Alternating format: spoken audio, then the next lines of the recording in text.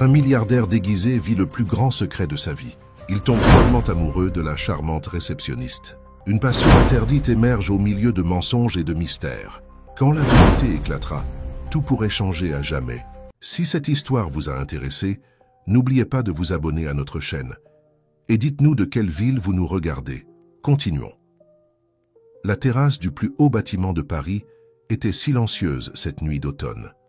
Lucas Moreau, 35 ans, contemplait la ville illuminée à travers les murs de verre de son bureau privé. Ses yeux marron foncé reflétaient les lumières de la métropole, mais son visage restait impassible. Les dernières nouvelles concernant ses entreprises étaient excellentes. Un autre trimestre de profits records, des actions en hausse, de nouveaux contrats internationaux. Pourtant, quelque chose n'allait pas. Monsieur Moreau, la voix de son assistante exécutive, Sophie, retentit par l'interphone. La visioconférence avec les actionnaires va bientôt commencer. Lucas ajusta sa cravate italienne sur mesure et prit une profonde inspiration. Vous pouvez connecter, Sophie. L'écran géant devant lui s'alluma, révélant les visages satisfaits de dirigeants du monde entier. Encore un jour, encore une réunion, encore des chiffres impressionnants à présenter. Moreau Enterprises, sa holding qui contrôlait l'un des plus grands réseaux d'hôtels de luxe d'Amérique latine, poursuivait son expansion fulgurante. Messieurs, comme vous pouvez le voir dans les rapports, notre dernier projet à Madrid a dépassé toutes les attentes. Lucas menait la présentation avec la précision d'un chef d'orchestre, mais son esprit vagabondait. Les mots sortaient automatiquement, fruits de années d'expérience dans le monde des affaires. Après la réunion, il était déjà plus de 10 heures du soir. Sophie entra dans la pièce avec une chemise de documents. Les rapports des enquêtes de satisfaction des employés, comme demandé, dit-elle en posant la chemise sur la table en marbre noir. Lucas parcourut les pages avec une inquiétude croissante. Les chiffres étaient préoccupants, des taux de satisfaction en baisse, des plaintes concernant le manque de connexion entre la direction et les employés, un sentiment de dévalorisation. Dans l'un des hôtels, le Palais de Luxe à Nice et Vicente, chiffres étaient particulièrement alarmants. Sophie, annulez mes rendez-vous des prochaines semaines, dit-il, surprenant son assistante, et préparez les documents nécessaires pour un audit surprise au Palais de Luxe. Mais monsieur, le conseil attend votre présence à l'inauguration du nouveau resort à Cannes. Nicolas peut me représenter, coupa Lucas, faisant référence à son vice-président. Quelque chose doit changer. Cette nuit-là, seul dans son triplex du Marais, Lucas observait la ville depuis sa terrasse infinie. Le vin rouge dans son verre, un château Margaux de 1982, coûtait plus que le salaire annuel de nombreux de ses employés. Cette pensée le dérangea plus qu'elle ne l'aurait dû. Son téléphone sonna. C'était sa mère, Madame Hélène Moreau. « Mon fils, tu n'es pas venu au dîner de dimanche encore une fois. »« Désolé, maman, j'étais occupée avec le travail, je sais. » l'interrompit-elle avec un soupir. « Lucas, depuis que ton père nous a quittés, tu t'es enterré dans cet empire. Mais il n'a pas tout construit pour que tu en deviennes prisonnier. » Les mots de sa mère l'avaient profondément touché. Son père, Antoine Moreau, avait commencé avec un petit hôtel familial à Nice dans les années 80. Grâce à un travail acharné et un véritable don pour l'hospitalité, il avait développé l'affaire jusqu'à créer un réseau respecté. Lucas, diplômé des meilleures écoles de management au monde, avait transformé ce réseau en un empire global. Mais à quel prix? Le lendemain matin, Lucas convoqua une réunion avec son équipe la plus proche. Il présenta un plan qui fit douter tout le monde de sa santé mentale. Il s'infiltrerait au Palais de Luxe en tant que nouveau directeur régional, sous le nom de Lucas Santos. Seule Sophie et 2 autres cadres de confiance absolue connaîtraient sa véritable identité. « C'est de la folie », protesta Pierre, son directeur financier. « Et si quelque chose tourne mal, s'ils découvrent qui vous êtes, alors nous gérerons cela », répondit Lucas avec un calme qu'il ne ressentait pas. « Mais je ne peux plus continuer à gérer les gens comme s'ils n'étaient que des chiffres sur une feuille de calcul. » Après la réunion, Sophie resta dans la salle. « Êtes-vous sûr de cela, monsieur? Votre père disait toujours que les affaires et les émotions ne font pas bon ménage. » Lucas sourit pour la première fois de la journée. « Peut-être est-il temps de remettre en question certains des enseignements de mon père, Sophie. Préparez tout. Dans une semaine, Lucas Moreau partira en vacances prolongées à l'étranger et Lucas Santos prendra le poste de nouveau directeur régional du Palais de Luxe. Alors qu'il regardait le coucher de soleil ce soir-là, Lucas ressentait un mélange d'appréhension et d'excitation qu'il n'avait pas éprouvé depuis des années. Demain commencerait son incognito, une aventure qui promettait d'être bien différente de toutes les fusions et acquisitions qu'il avait réalisées.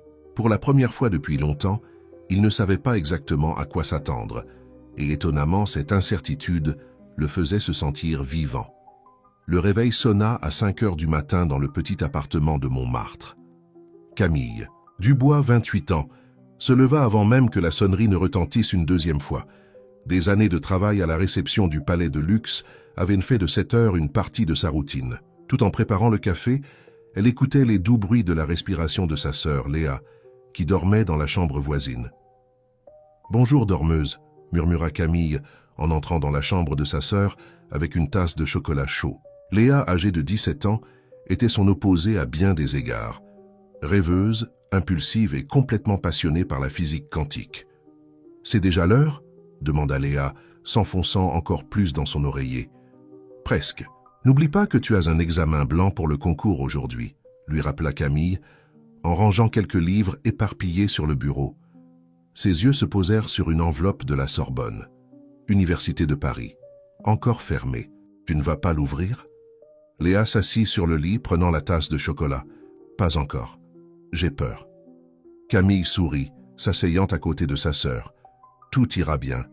Tu es la personne la plus intelligente que je connaisse. Comment allons-nous payer les études si je réussis? Paris est si cher. »« Hey, une chose à la fois » interrompit Camille, embrassant le front de sa sœur. « D'abord tu réussis, ensuite on trouvera une solution. On a toujours réussi, non ?»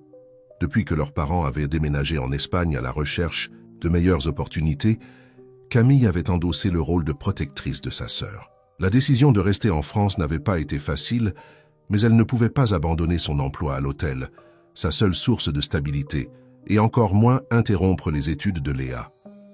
Dans le métro en route vers son travail, Camille passait en revue mentalement son emploi du temps de la journée. L'hôtel était en effervescence, avec des rumeurs de changement dans la gestion. Un nouveau directeur régional prendrait ses fonctions aujourd'hui et tout le monde était anxieux. « Il paraît que c'est un tyran », commenta Denise, sa collègue de la réception, dès que Camille arriva. « Il est venu pour faire le ménage à l'hôtel. »« Attendons de voir », répondit Camille, ajustant son badge et vérifiant son apparence. Dans le reflet de l'ordinateur, l'uniforme bleu marine de l'hôtel était impeccable, comme toujours. À 8 heures pile, les employés furent convoqués pour une réunion dans le hall principal. Camille observa un homme grand et bien habillé entrer dans la salle. Il y avait quelque chose de différent chez lui. Malgré le costume manifestement cher, ses yeux transmettaient un curieux mélange d'autorité et, serait-ce de l'incertitude? « Bonjour à tous », commença-t-il, sa voix grave remplissant la pièce. « Je m'appelle Lucas Moreau, et à partir d'aujourd'hui, je serai le nouveau directeur régional du Palais de Luxe. » Camille remarqua que, bien que sa posture fût formelle, il y avait une gentillesse dans son regard qui ne correspondait pas aux rumeurs de tyran.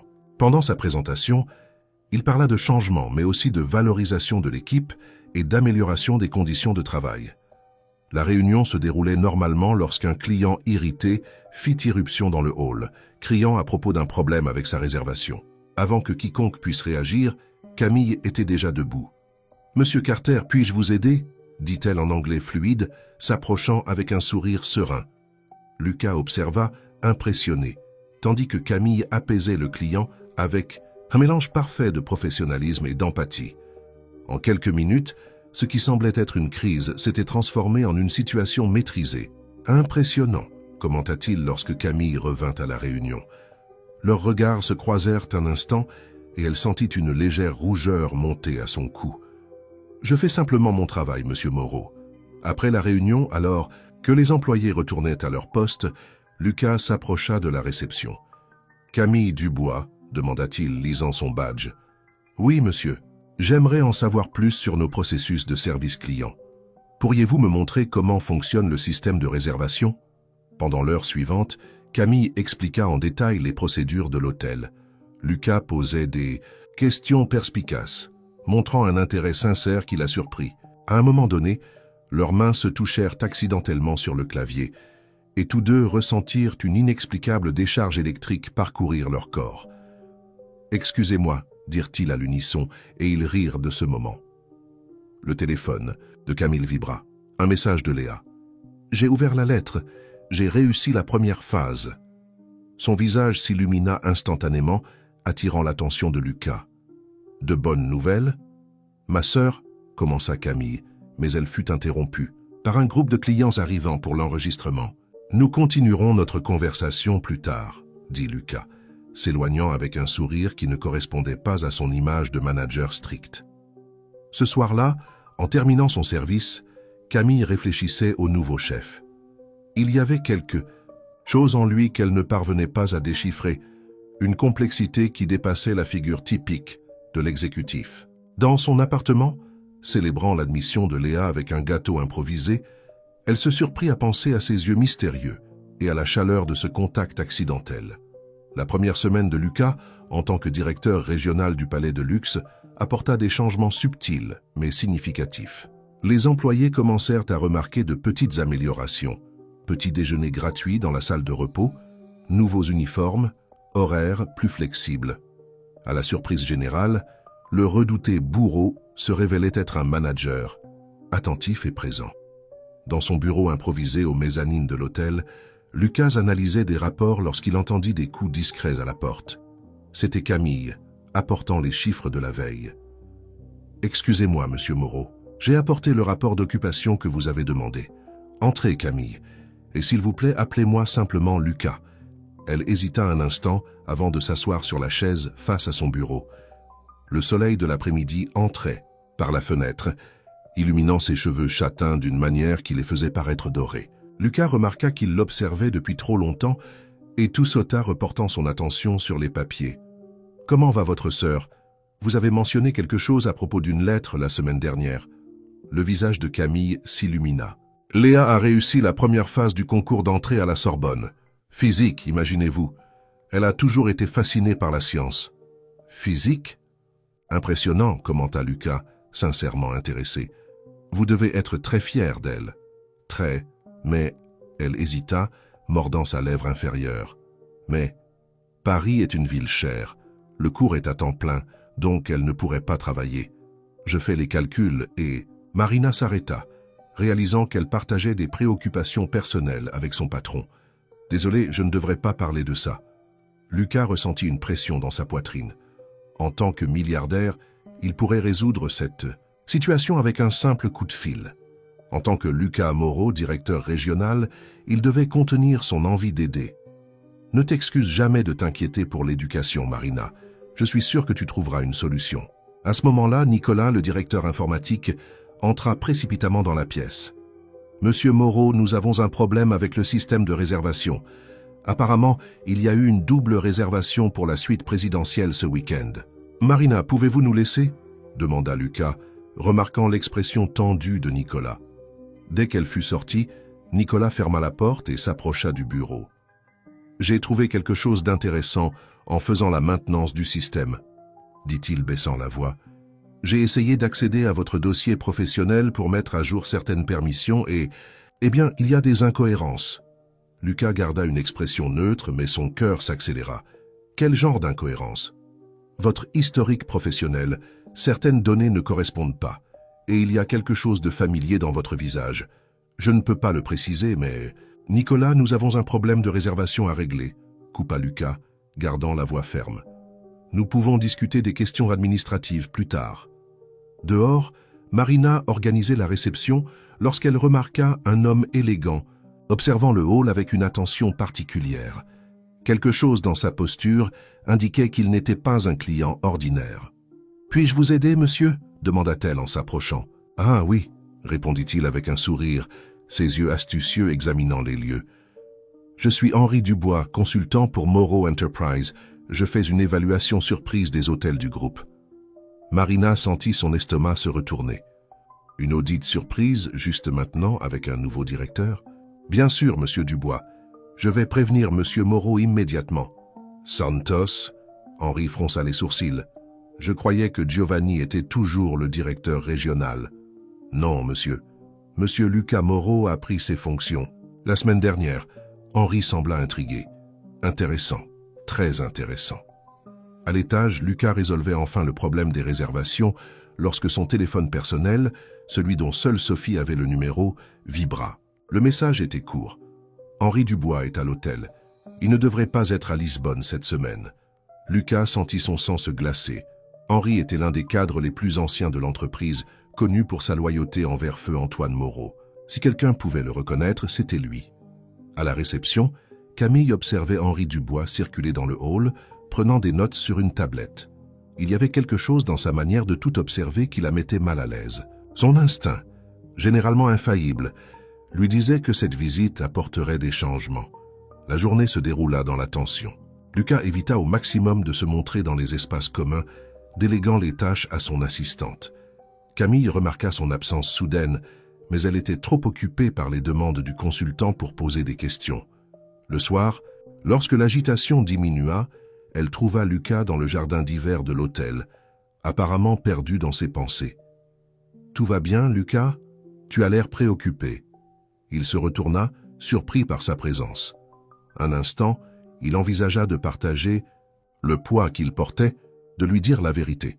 Mais la peur de perdre cette connexion authentique qu'il construisait l'en empêcha. « Juste une journée compliquée, » répondit-il, forçant un sourire. « Comment ça s'est passé avec le consultant ? » « Différent. Il a posé des questions. Étranges, surtout sur toi. » Lucas sentit son cœur s'emballer à nouveau. « Quel genre de questions ? » ?»« Sur ton historique, tes décisions jusqu'à présent. Il semblait particulièrement intéressé par les changements que tu as mis en place. » Camille marqua une pause, étudiant sa réaction. « Tu sais, pour quelqu'un qui fait juste un audit de routine, il semblait très intéressé par des détails personnels. » Le ciel de Paris se leva chargé ce jeudi-là. Camille arriva plus tôt à l'hôtel, profitant du calme matinal pour organiser les rapports qu'Henri Dubois avait demandés. Tout en tapant, son esprit vagabondait vers les événements des derniers jours, surtout vers Lucas et son comportement de plus en plus intrigant. Le téléphone sonna, interrompant ses pensées. C'était Léa. « Marie, il faut que je te dise quelque chose. » La voix de sa sœur débordait d'excitation. « La Sorbonne offre une bourse de logement pour les étudiants à faible revenu. J'ai fait des recherches et je pense que je remplis les critères. » Camille sentit une vague de soulagement parcourir son corps. « C'est merveilleux, Léa. Mais il faut encore penser à tout le reste. La nourriture, le matériel, les transports. Je sais, mais c'est un début, non? Et il y a plus. J'ai trouvé un cours préparatoire qui offre une bourse complète aux étudiants qui ont réussi la première phase. Je me suis déjà inscrite. Ma petite scientifique, » Camille sourit, fière. « On en reparle plus tard, d'accord? Mon service commence. » En raccrochant, elle remarqua Lucas entrant dans le hall. Il avait des cernes sous les yeux, comme s'il n'avait pas bien dormi. Il s'arrêta à la réception, ajustant sa cravate d'une manière qui lui était devenue familière. « Bonjour Camille. Des nouvelles ? » Monsieur Dubois a laissé une liste de documents dont il a besoin pour cet après-midi, répondit-elle, en lui tendant un dossier. « Et, Lucas, tout va bien ? Tu as l'air fatigué. » Il hésita un moment, ses yeux rencontrant les siens. « Tu as déjà eu l'impression de porter un poids que tu ne peux partager avec personne ?» La question l'a pris par surprise. « En fait, oui. Depuis que mes parents ont déménagé en Espagne, je ressens ça presque tous les jours. » Lucas s'appuya contre le comptoir, oubliant momentanément sa posture formelle. « Comment tu fais pour gérer ça ? » J'essaie de me rappeler que je n'ai pas à tout porter seul. Même si je ne peux pas tout dire à tout le monde, il y a toujours quelqu'un, prêt à écouter, au moins un peu. Un silence confortable s'installa entre eux, interrompu seulement lorsque Nicolas apparut portant son ordinateur portable.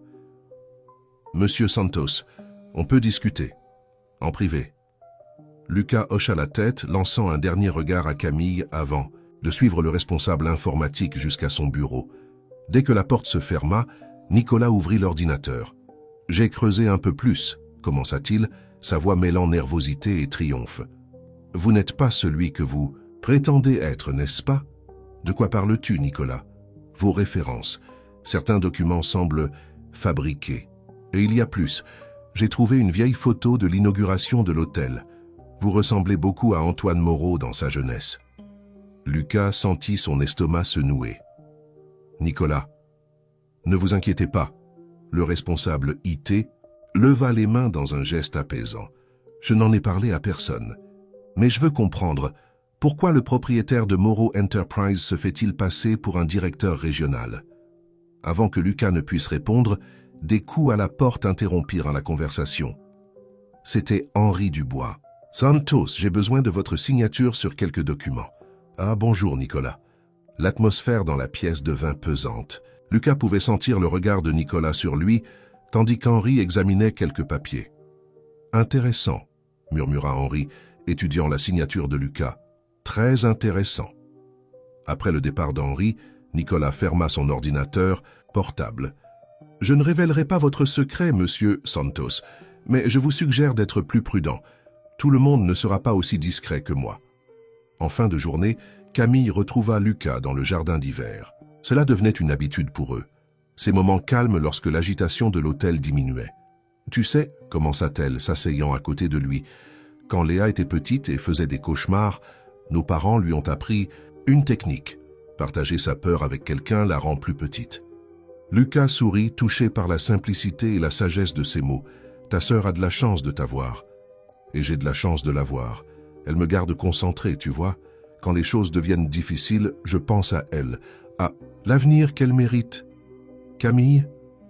Lucas hésita, son cœur battant fort. Il y a quelque chose que je dois te dire. À ce moment-là, son téléphone sonna. C'était Léa, encore une fois. Désolé, je dois répondre. On peut en parler plus tard?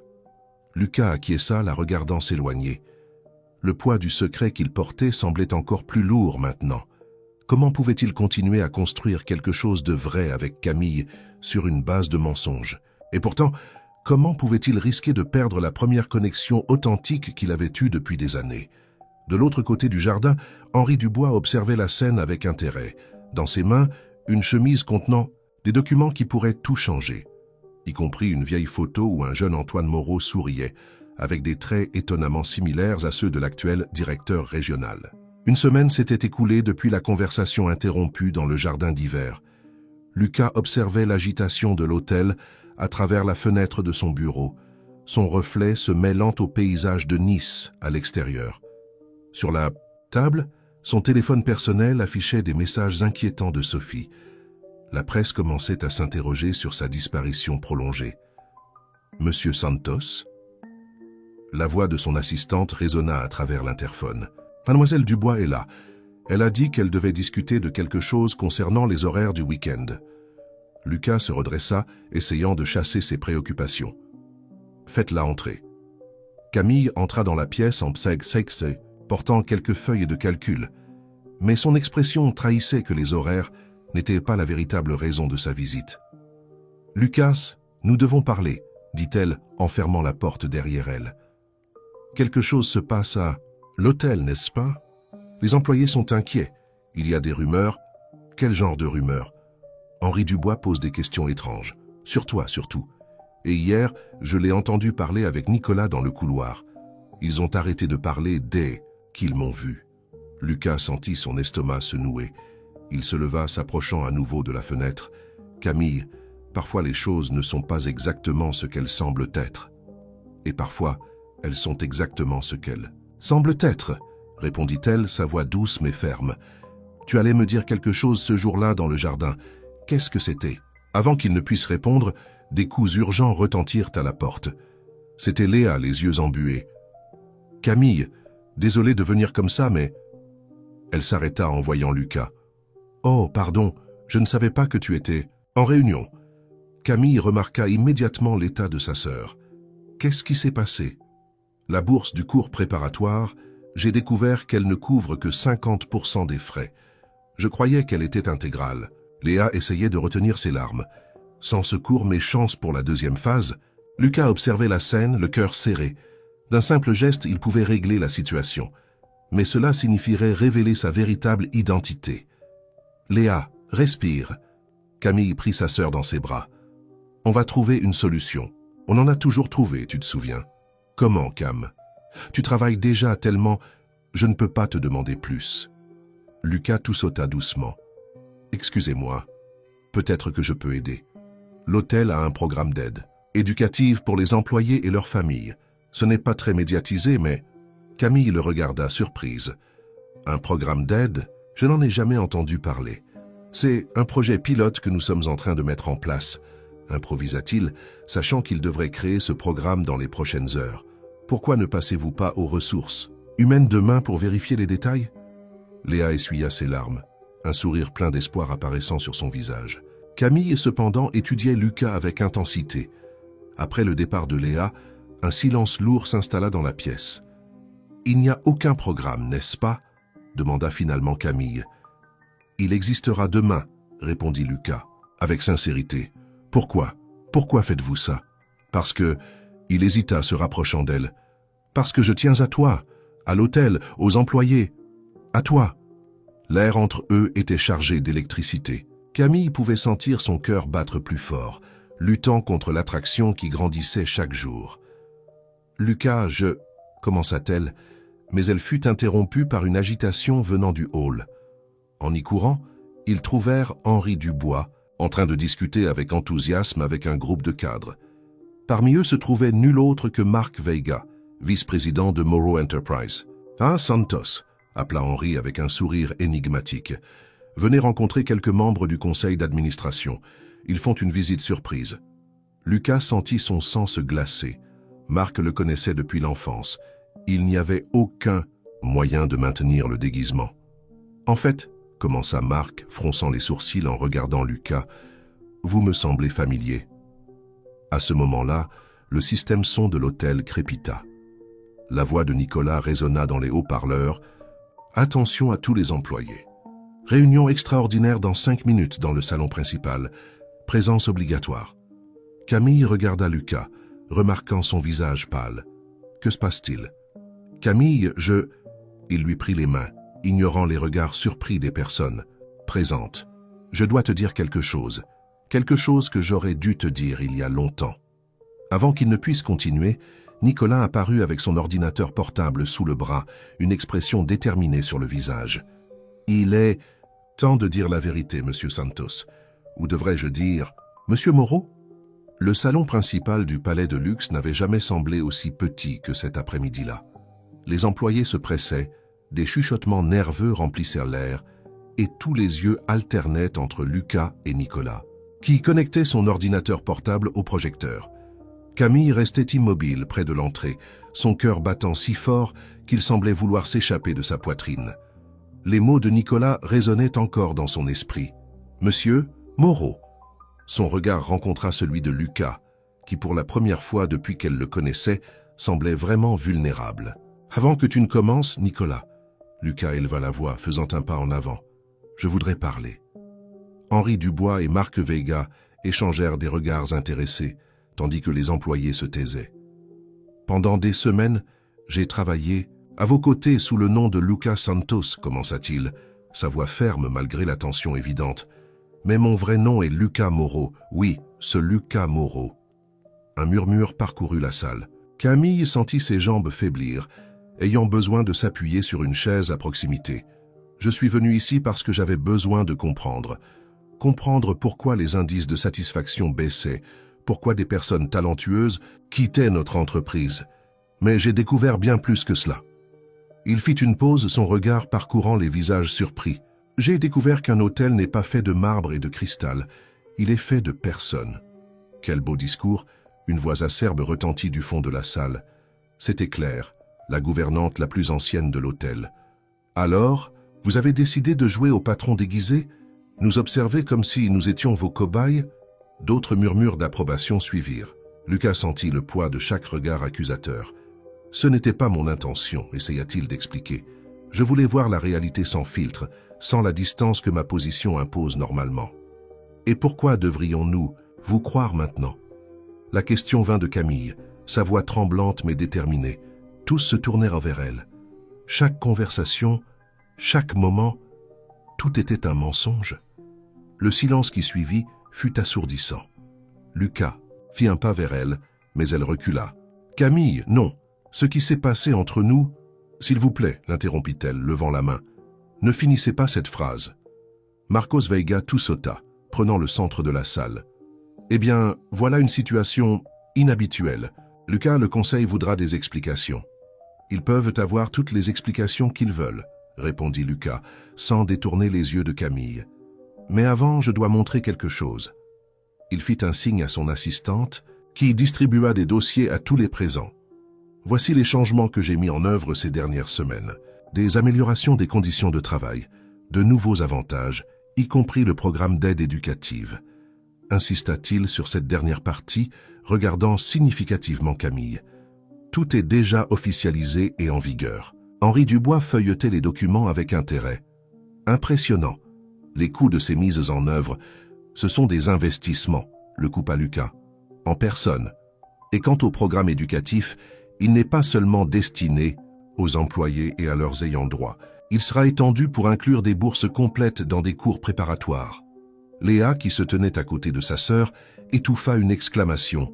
Camille sentit des larmes se former dans ses yeux, partagées entre la gratitude et la peine. « Je sais que j'ai trahi votre confiance, » continua Lucas, « mais chaque décision que j'ai prise, chaque moment passé ici, était sincère.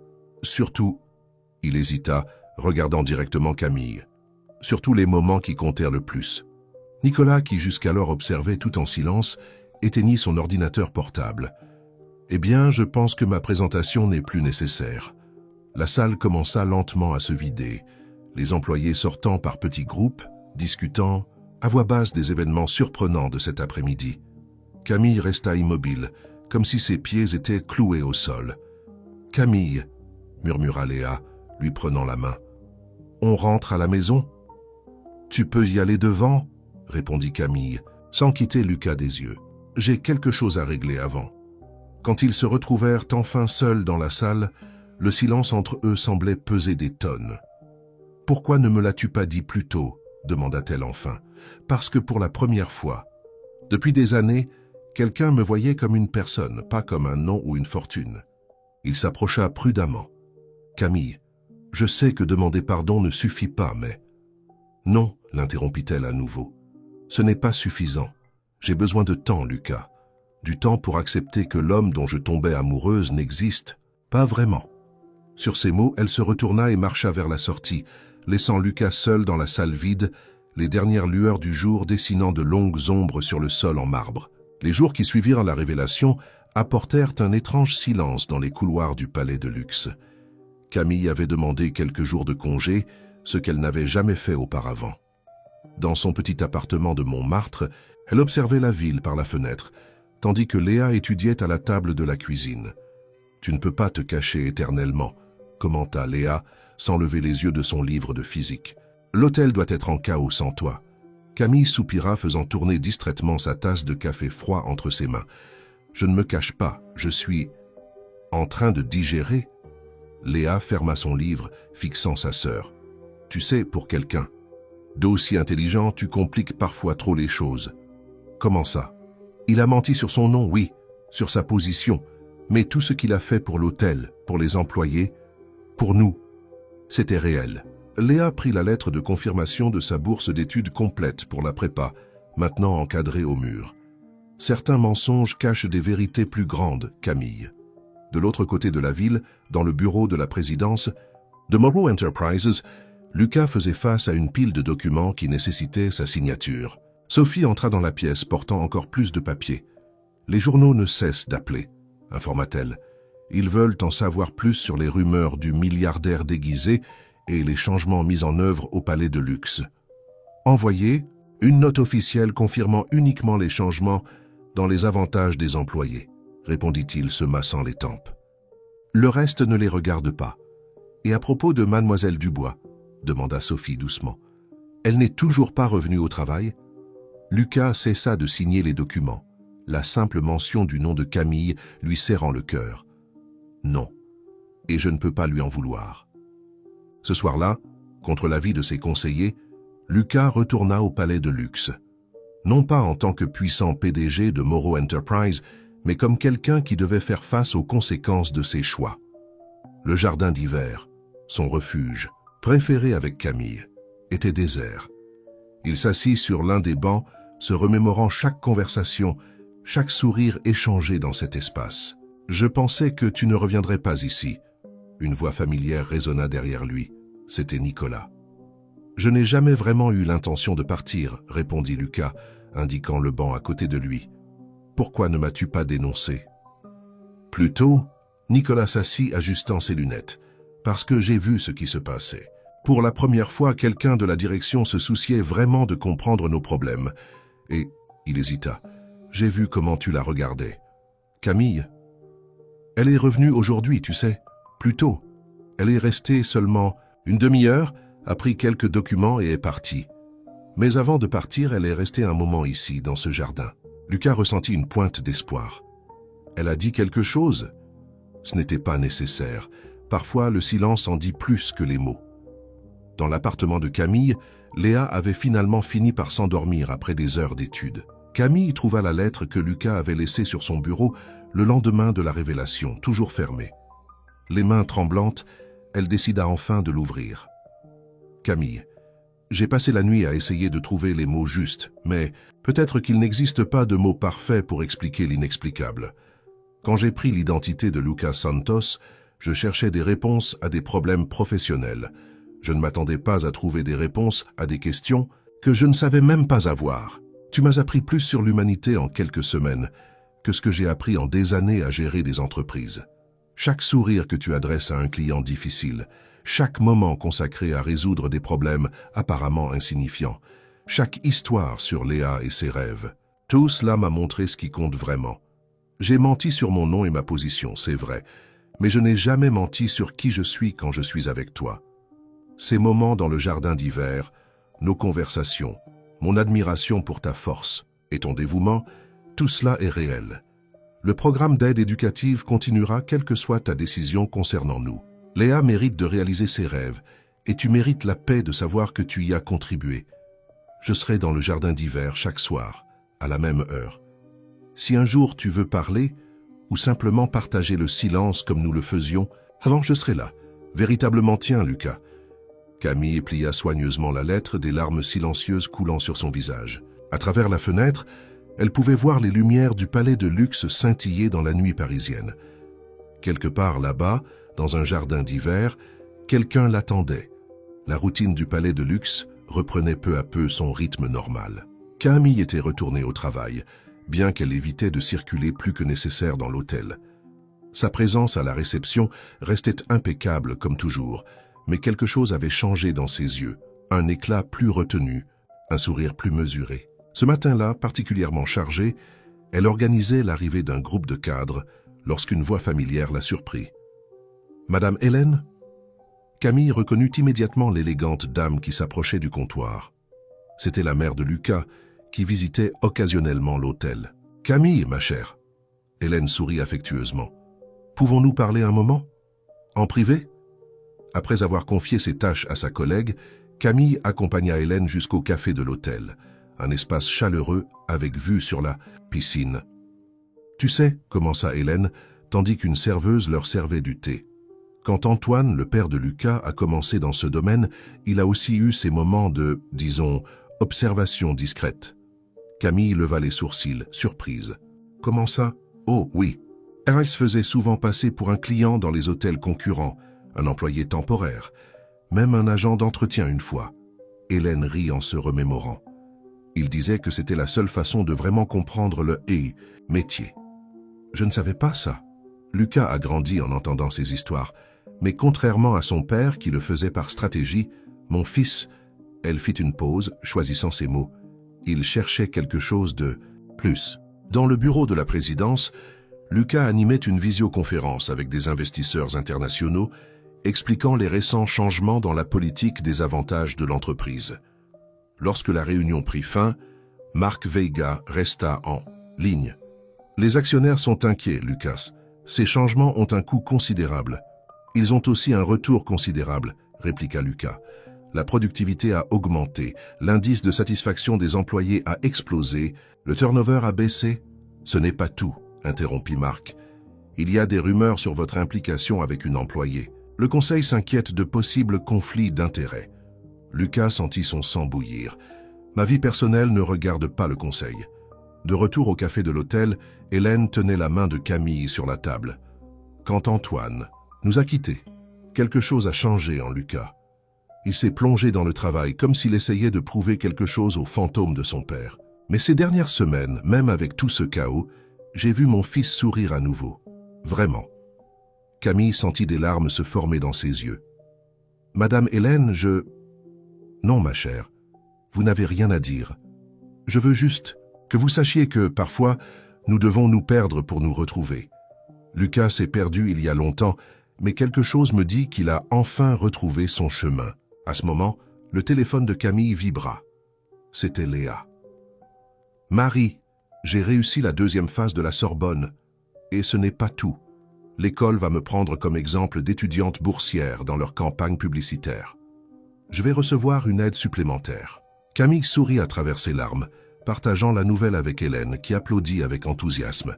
« Vous voyez, l'univers a des façons curieuses de tout remettre en place, » commenta la dame, avec une lueur malicieuse dans les yeux. À la fin de son service, Camille trouva un petit paquet dans son sac. À l'intérieur, il y avait une vieille clé et un mot « Pour quand tu seras prête, le jardin d'hiver sera toujours notre lieu. » Elle reconnut la clé. C'était celle de l'accès privé au jardin, normalement réservé uniquement à la direction. Ses doigts suivirent les contours du métal vieilli, se rappelant les paroles de Léa. Certains mensonges cachent des vérités plus grandes. Le lendemain, l'hôtel était en effervescence, à cause d'une nouvelle inattendue. Moreau Enterprises avait annoncé un programme révolutionnaire de participation des employés aux bénéfices, une première dans le secteur hôtelier français. Dans les couloirs, on murmurait que l'idée venait directement de Lucas. Lors de la présentation du programme dans le salon principal, Lucas maintint son discours centré sur les aspects techniques, mais ses yeux cherchaient parfois Camille dans la foule. Elle était là au fond de la salle, et pour la première fois depuis des semaines, elle soutint son regard. Après la présentation, alors que les employés se dispersaient, enthousiasmés par les nouveautés, Camille resta. Ses pas la conduisirent naturellement vers le jardin d'hiver. La clé pesait dans sa poche, comme toutes les paroles non dites entre eux. Lorsqu'elle ouvrit la porte, elle découvrit l'espace transformé. De petites lumières avaient été disposées parmi les plantes, créant une ambiance magique. Au centre, sur un banc en bois, se trouvait un globe terrestre miniature, identique à celui dont il avait mentionné vouloir lui offrir lors de leur première conversation sur les rêves et les voyages. « Je pensais que tu viendrais peut-être. » Aujourd'hui, la voix de Lucas résonna doucement derrière elle, mais je n'étais pas sûr. Camille se retourna lentement, son cœur battant de manière irrégulière. Je n'étais pas sûr non plus de venir, jusqu'à maintenant.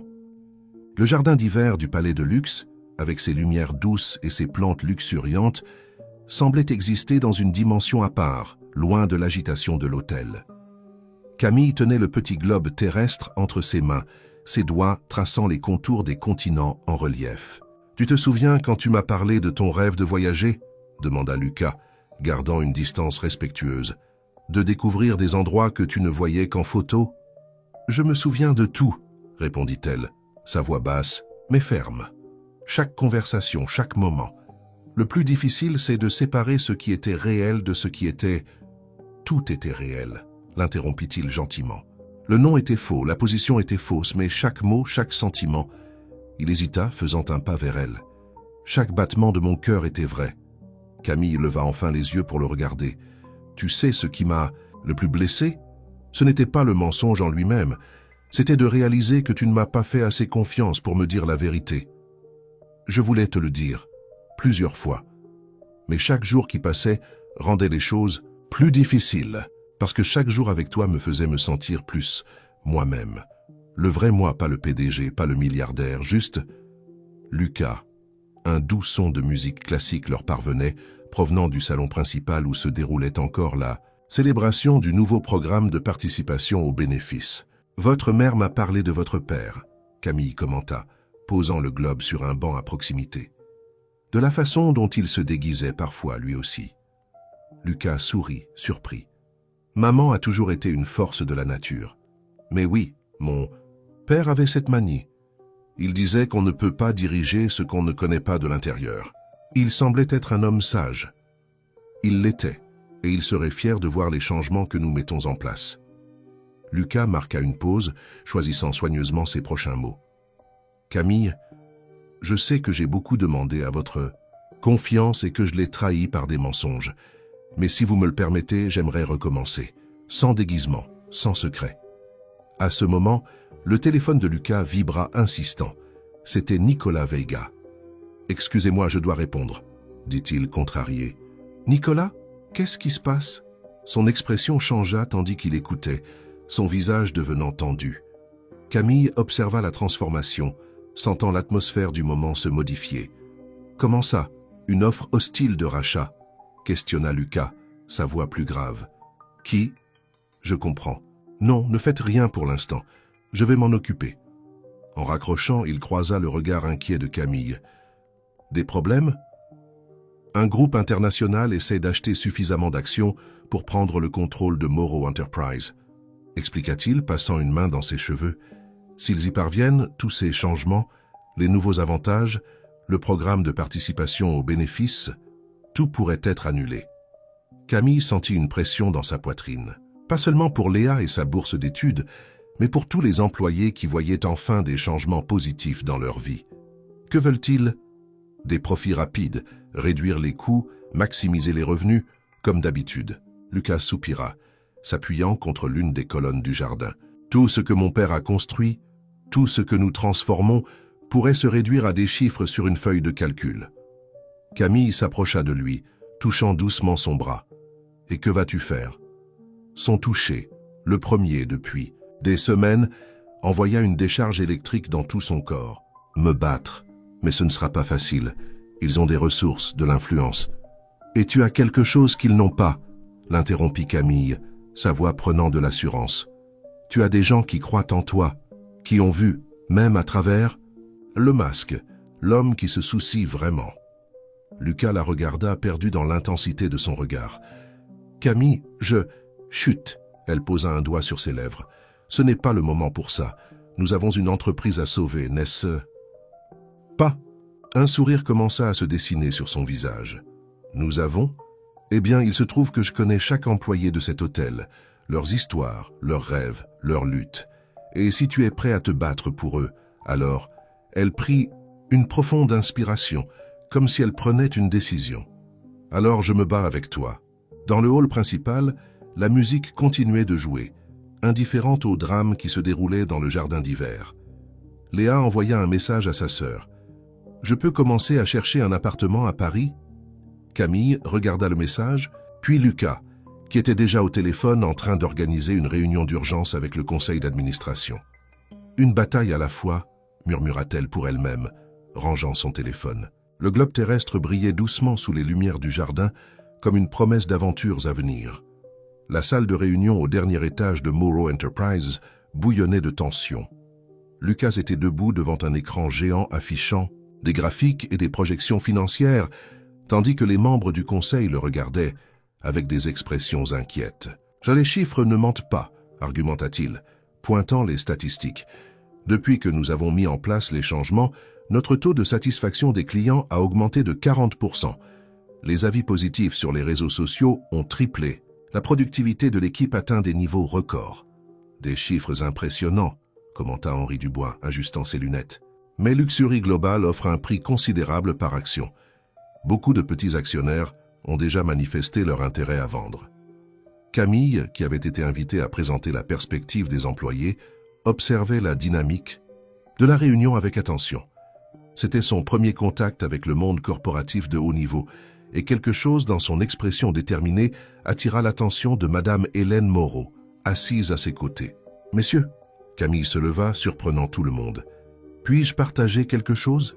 Nicolas acquiesça, lui cédant la place devant la salle. « Je travaille au Palais de Luxe depuis 6 ans. J'ai rencontré des clients qui reviennent chaque mois, qui choisissent notre hôtel non pas pour le luxe mais pour le service, pour la sensation d'être chez soi. » Elle fait une pause, établissant un contact visuel avec chaque membre du conseil. « Qu'est-ce que Luxury Global offre ? De l'argent rapide. Qu'est-ce que nous offrons ? Une histoire de succès, bâtie sur des relations authentiques. » « Très beau, » interrompt l'un des conseillers les plus anciens. « Mais les relations ne paient pas de dividendes.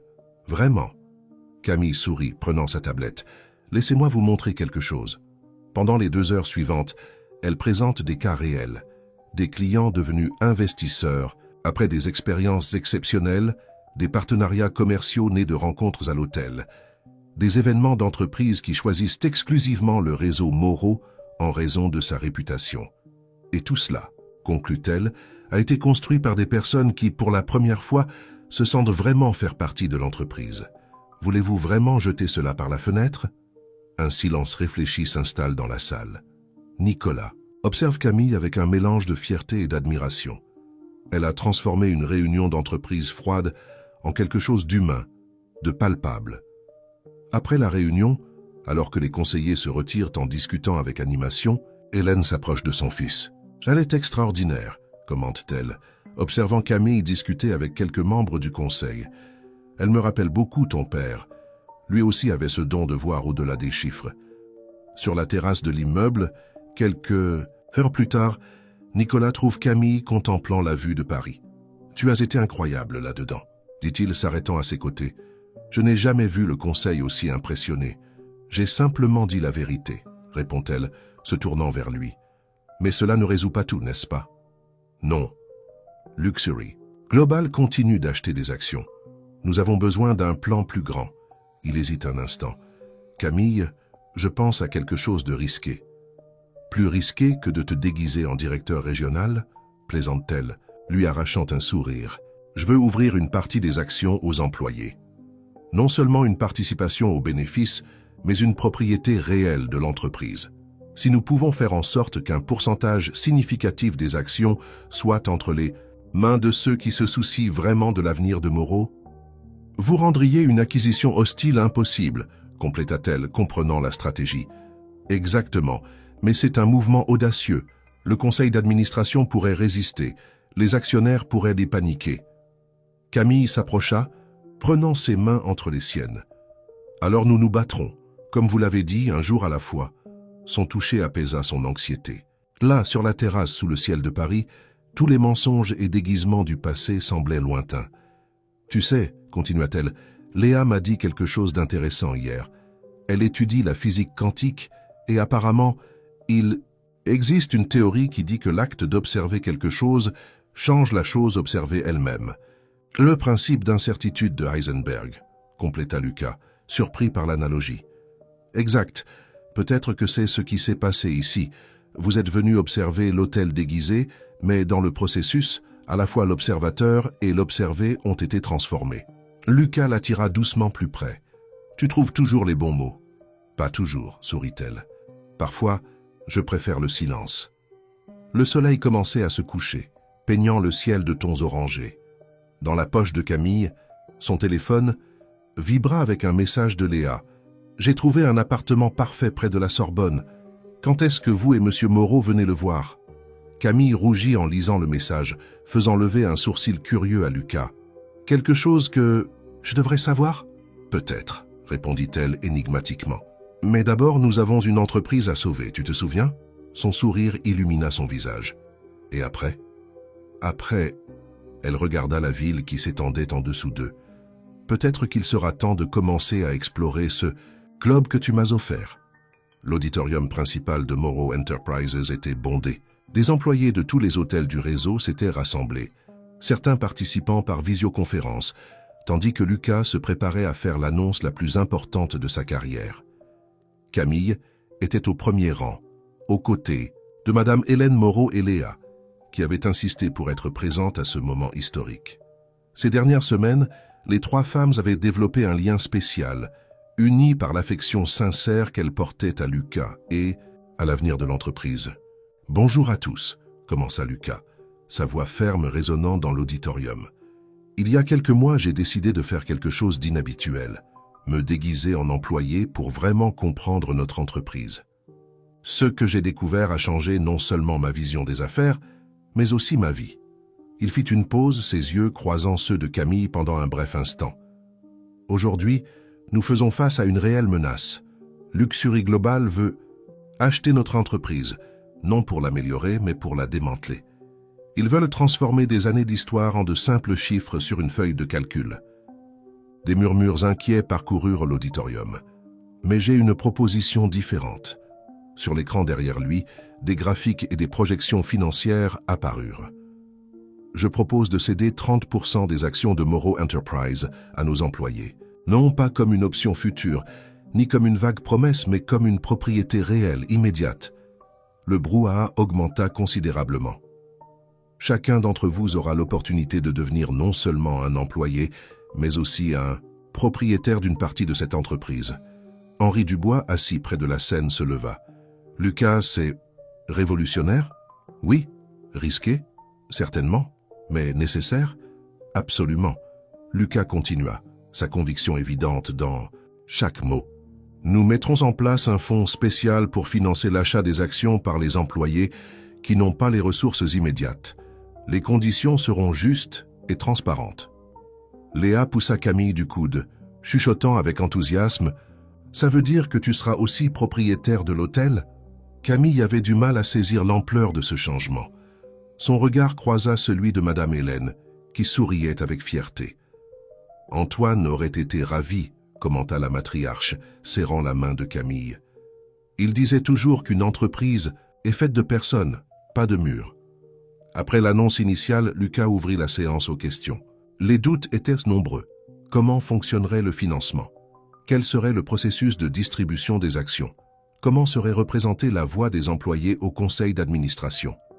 Pour garantir une transparence totale, continua Lucas, nous avons formé un comité spécial pour superviser l'ensemble du processus. Et je suis heureux d'annoncer que Camille Dubois sera la représentante des employés dans ce comité.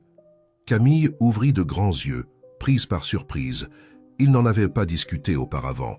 Lorsque la réunion formelle prit fin, l'auditorium se transforma en petit groupe animé discutant des nouvelles. Lucas descendit de la scène, immédiatement entouré de journalistes et de cadres, mais ses yeux cherchaient Camille. Elle le retrouva plus tard, dans le désormais familier jardin d'hiver du palais de luxe. « Tu aurais pu me prévenir pour le comité, » dit-elle, essayant de paraître sérieuse, mais ne parvenant pas à cacher un sourire. « Et gâcher l'expression de surprise sur ton visage? Impossible. » Il s'approcha, prenant ses mains. « Camille, j'ai besoin de quelqu'un en qui les employés ont une confiance totale. Quelqu'un qui comprend à la fois leur point de vue et celui de l'entreprise. Tu es la seule personne capable de faire ce lien. C'est une énorme responsabilité, je sais, mais tu as déjà prouvé que tu pouvais accomplir des choses extraordinaires. » Il hésita un instant. « En fait, il y a autre chose que je veux te montrer. » Lucas la conduisit à son bureau, où des plans architecturaux étaient dispersés sur la table. « Qu'est-ce que c'est? Tu te souviens quand tu m'as parlé de ton rêve de voyager, de découvrir de nouveaux endroits ?» Il pointa les plans. « Nous planifions une expansion internationale, de nouveaux hôtels en Espagne, en Italie, et nous aurons besoin de quelqu'un pour superviser personnellement chaque mise en œuvre. » Camille sentit son cœur s'emballer. « Lucas, je ne te propose pas ça parce que nous, enfin, quoi que nous soyons. » Il sourit, nerveux. « Je te propose ça parce que tu es la personne la plus qualifiée que je connaisse pour garantir que notre culture, nos valeurs, soient préservées. » Dans chaque nouvelle unité, Léa, qui était montée pour dire au revoir avant de retourner à ses études, s'arrêta à la porte du bureau en entendant la conversation. « Je pense que je peux maintenant chercher un appartement à Paris plus sereinement, » commenta-t-elle, faisant se retourner les deux. « Après tout, il semble que ma sœur aura des raisons de beaucoup voyager. » Camille regarda les plans, puis Lucas, puis sa sœur souriant à la porte. Toute sa vie avait été consacrée à prendre soin des autres, à être un refuge. Maintenant, enfin le monde s'ouvrait devant elle. « Alors, demanda doucement Lucas, qu'en dis-tu? Prête pour une nouvelle aventure ?» À l'horizon, le soleil se couchait sur Nice, peignant le ciel de couleurs qui semblaient célébrer les changements à venir. Le bureau de Lucas grouillait d'activité même à cette heure de la nuit. Avocats, consultants financiers et cadres circulaient précipitamment, préparant la documentation nécessaire pour le transfert historique d'actions. Dans la salle de réunion principale, Camille coordonnait une visioconférence avec les représentants des employés de toutes les unités du réseau. Oui, tous les employés ayant plus d'1 an d'ancienneté ont droit à participer au programme, expliquait-elle, sa confiance grandissant chaque jour dans son nouveau rôle. Le financement sera personnalisé en fonction de la tranche salariale de chacun. En terminant la réunion, Elle trouva Lucas penché sur une pile de documents dans son bureau. Il leva les yeux en remarquant sa présence, un sourire fatigué mais sincère illuminant son visage. Comment s'est passée la réunion? Productive. Les employés sont enthousiastes mais prudents. Ils veulent comprendre chaque détail avant de s'engager. Elle s'assit sur la chaise en face de lui. Et toi? Comment ça s'est passé avec les actionnaires majoritaires? Lucas soupira, desserrant sa cravate. Mieux que prévu. La plupart ont compris que c'était une stratégie solide contre la tentative d'acquisition hostile. Certains ont même augmenté leurs investissements. Mais Luxury Global n'a pas abandonné. Je viens de recevoir un appel de leur PDG, William Carter. Il vient personnellement à Paris pour une conversation amicale. Camille fronça les sourcils. Ça ne sonne pas bien. Pas du tout. Il arrive demain et veut dîner avec moi. En fait, Lucas hésita, une lueur espiègle dans ses yeux. J'aimerais que tu m'accompagnes. Moi, mais pourquoi? Parce que tu vois des choses que je ne remarque pas toujours. De plus, il sourit, ce serait notre premier dîner officiel ensemble. Le cœur de Camille s'accéléra. Ces dernières semaines, entre réunions et planification, ils avaient à peine eu le temps d'explorer ce qui se passait entre eux. Le lendemain matin, Madame Hélène Moreau apparut à l'appartement de Camille avec une boîte.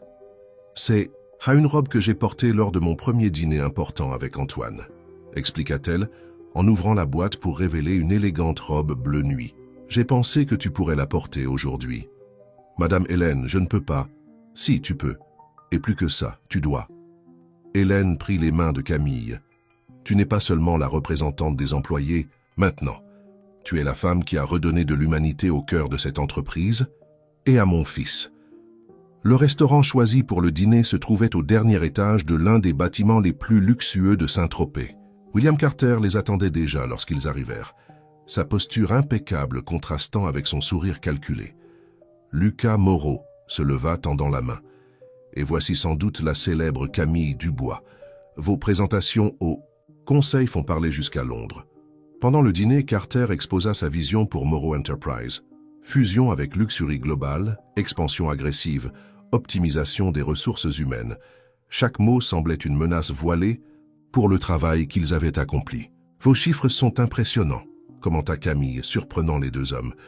Mais je me demande, quel est le prix de perdre l'âme d'une entreprise?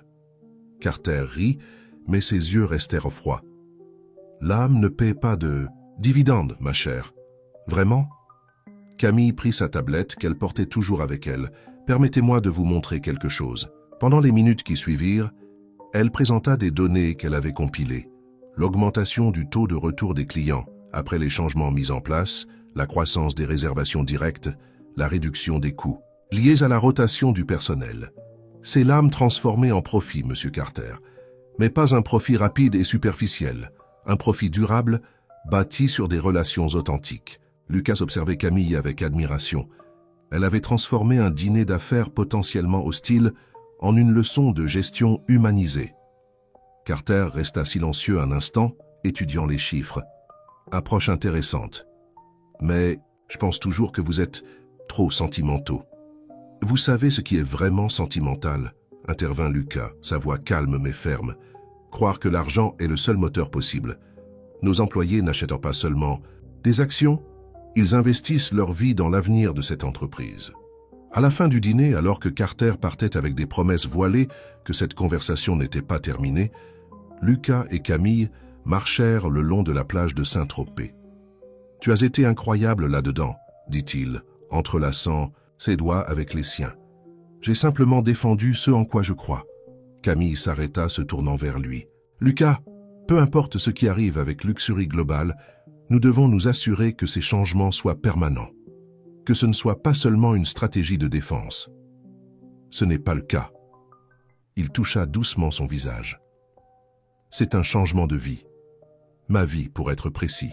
Et tout a commencé quand j'ai décidé de me faire passer pour un directeur régional et qu'une certaine réceptionniste a commencé à m'apprendre ce qui compte vraiment. » Le bruit des vagues offrait la bande-son parfaite pour ce moment.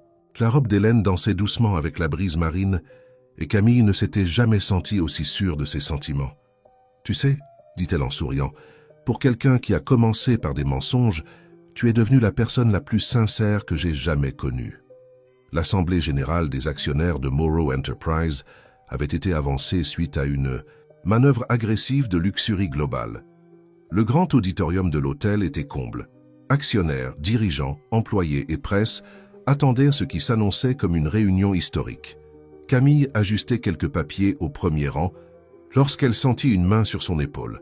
C'était Hélène Moreau, élégante comme toujours dans son ensemble bleu marine. « Nerveuse, ma chère ?»« Un peu, » admit Camille. « Il y a beaucoup en jeu aujourd'hui.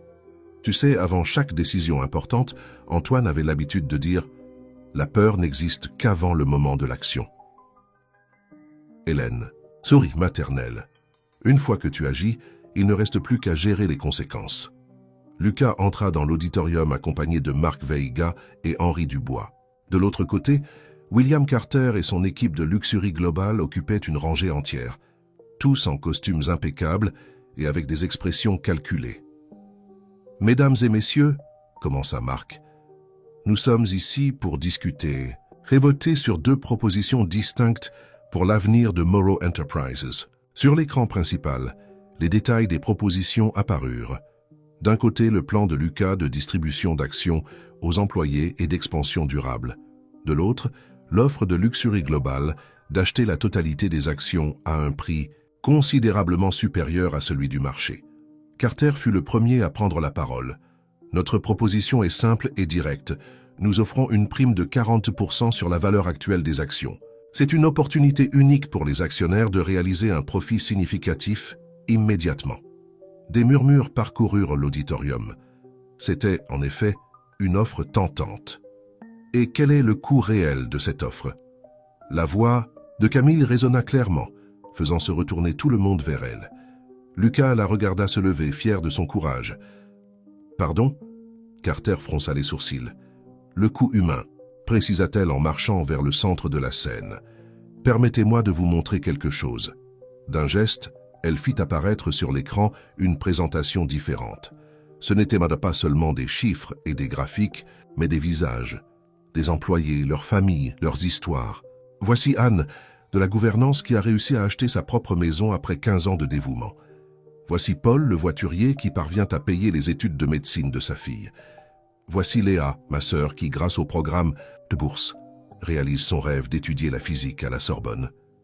Elle fit une pause, ses yeux parcourant l'auditoire. Le plan de Luxury Global prévoit une réduction de 40% de la main-d'œuvre. Ils appellent ça de l'optimisation. Moi, j'appelle ça la destruction des rêves. William Carter se leva, irrité. C'est un appel émotionnel inapproprié pour une assemblée d'actionnaires. Au contraire, intervint Lucas Moreau, rejoignant Camille Dubois sur scène. C'est un rappel de ce qui est vraiment en jeu ici. Ces derniers mois, nous avons prouvé qu'il est possible de concilier profit et responsabilité sociale, que nous pouvons grandir sans détruire ce qui nous a amenés jusqu'ici. Il révéla ensuite les derniers résultats financiers, l'augmentation du taux d'occupation des hôtels, la réduction des coûts opérationnels grâce à un plus grand engagement des employés, la croissance des réservations directes. La proposition de Luxury Global offre un profit rapide. Notre proposition offre une croissance durable et partagée. Lucas fit une pause significative. Et pour prouver mon engagement envers ce modèle, j'annonce que je convertis 20% de mes actions personnelles au profit du fonds des employés. La salle explosa en commentaires. Hélène Moreau sourit, les larmes aux yeux de fierté. William Carter semblait frappé par la foudre. « C'est de la folie.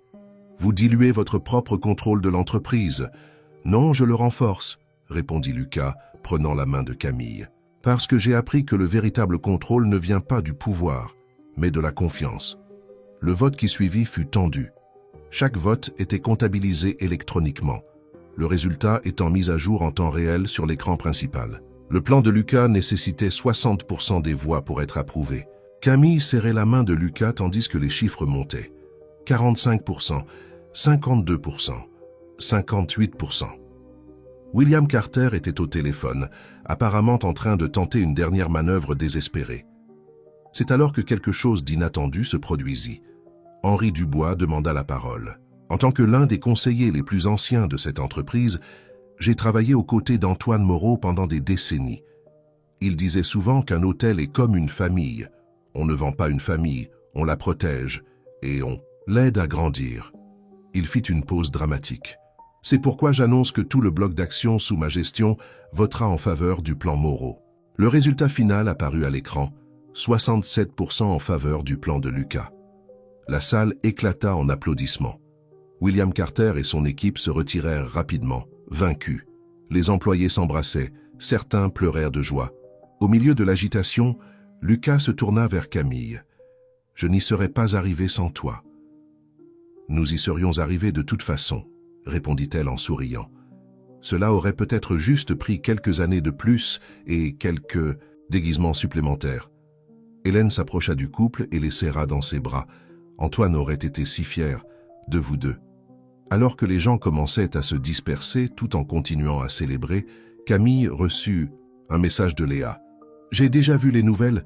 Maintenant, en plus d'être la sœur d'une étudiante, tu es une dirigeante actionnaire? Qui l'aurait cru ?» Lucas lut le message par-dessus son épaule et éclata de rire. « Je pense qu'il est temps de commencer à planifier cette expansion internationale. Pourquoi pas en Espagne, peut-être ?» Camille le regarda, intriguée. « Pourquoi l'Espagne ?»« Eh bien, j'ai entendu dire que les parents d'une certaine réceptionniste y habitent. J'ai pensé que nous pourrions peut-être leur rendre une petite visite. » Son sourire illumina tout son visage. « Tu sais, pour un ex-milliardaire arrogant, tu as parfois de bonnes idées. » 6 mois s'étaient écoulés depuis l'Assemblée générale historique des actionnaires. Le palais de luxe était particulièrement animé ce matin de printemps, décoré de fleurs et de rubans pour un événement spécial. Dans le jardin d'hiver, désormais agrandi et transformé en un espace encore plus accueillant, les employés s'étaient réunis pour une célébration unique. Camille ajustait quelques arrangements floraux lorsque Léa entra en courant, portant une petite valise. « Je viens d'arriver de Paris. Je n'arrive pas à croire que j'ai failli rater ça. »« Comme si je t'aurais laissé manquer ça, » répondit Camille en souriant tout en serrant sa sœur dans ses bras. « Comment se passent les cours ?»« Intense, mais magnifique.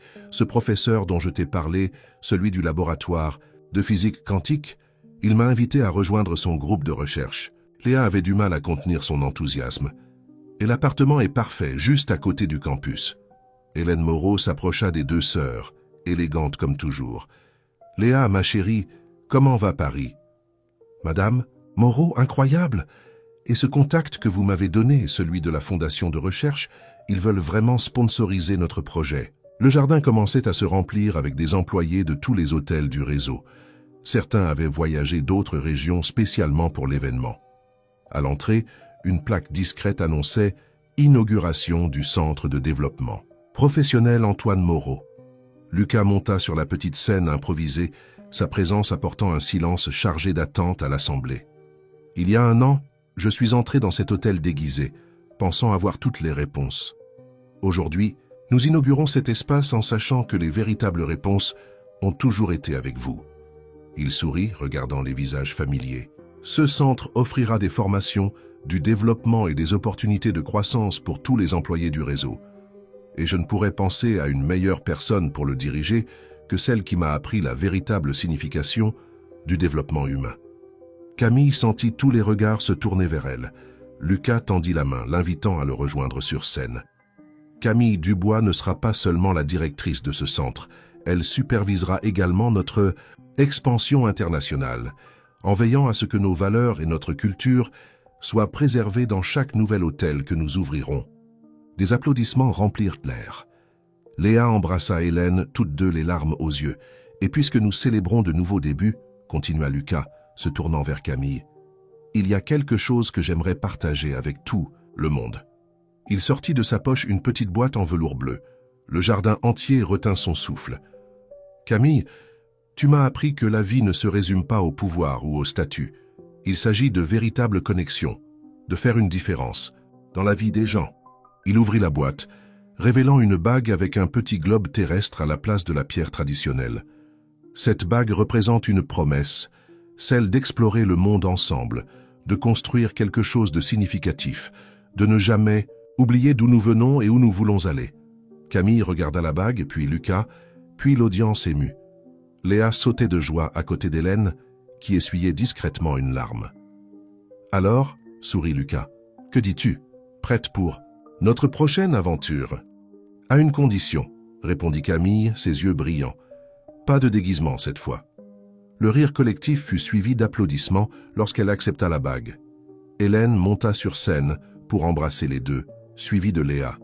Il était temps, s'exclama Léa. Maintenant, quand est-ce que vous venez me rendre visite à Paris? En fait, sourit Camille, échangeant un regard complice avec Lucas, notre première destination sera l'Espagne. Nous avons des parents à visiter et un nouvel hôtel à planifier. L'événement se poursuivit avec de la musique et des célébrations. Dans un coin du jardin, près de la fontaine, le petit globe terrestre que Lucas avait offert à Camille des mois auparavant occupait une place d'honneur, maintenant accompagné d'une plaque.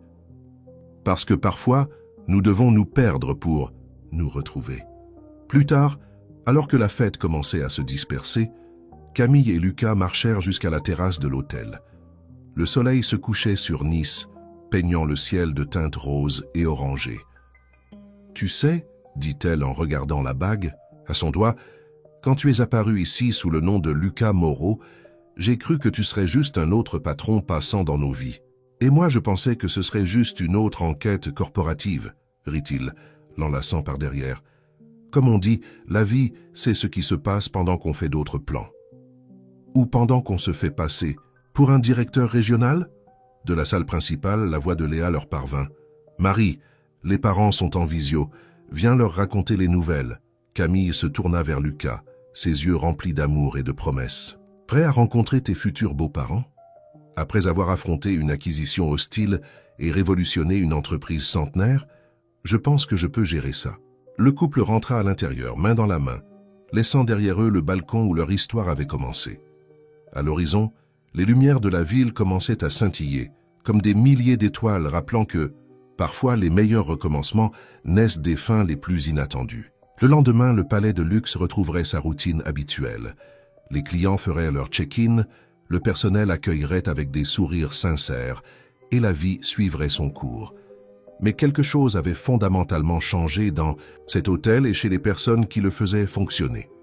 Ils n'étaient plus simplement des employés, ils faisaient partie d'une famille, unie par une histoire de transformation, de vérité et d'amour. Et quelque part dans une serre très spéciale, un petit globe terrestre continuerait de tourner, rappelant à tous ceux qui passeraient par là que les plus grandes aventures de la vie commencent quand on a le courage d'être qui l'on est vraiment.